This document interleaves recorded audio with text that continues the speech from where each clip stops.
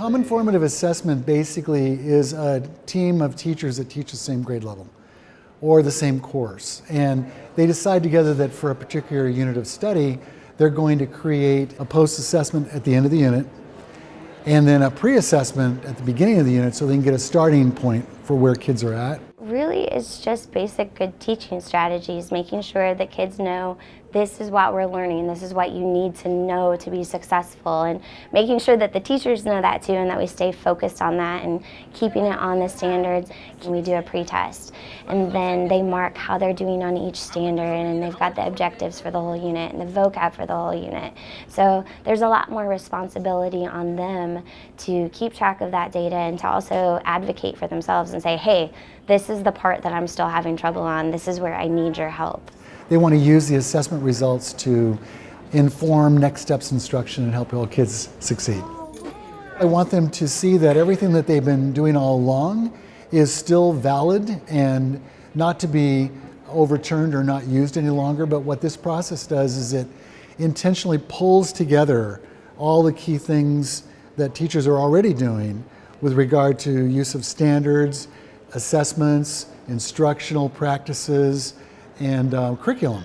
The gist of it, you'll be okay. The CFA process ensures that we're teaching the standards that we're supposed to be teaching, and then we can attach those to those awesome lesson plan ideas that you've got.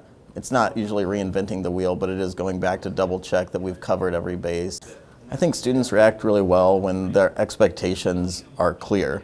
When the kids and the teacher both know what the objective is and that objective is clear and that it's monitored through the unit with quick checks, and then they know what the test is going to be about, all of a sudden your class becomes more meaningful and the kids know why they're learning the things they are. They understand the objectives, and it's checked with that so you can adjust your instruction. So I'm allergic to dogs is your first sentence. In the past, we were given lessons we could teach and things like that, and now this is really truly teacher driven. We know what our students need, we know our individual students, we know how to best service them, and so that's given us the opportunity just to be able to really cater toward our students.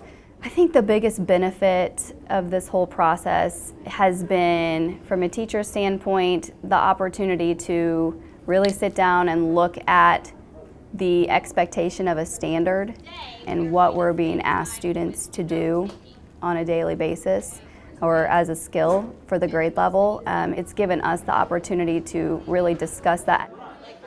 We will sit and have a collaborative discussion over what that standard actually means. Make sure that we're truly understanding the depth of it so that what we write in those common formative assessments are going to be exactly what we need the students to know and to learn to be successful. This is our third cohort of teachers of about 40 to 60 participating teachers. Dr. Hibbert has attended every single session.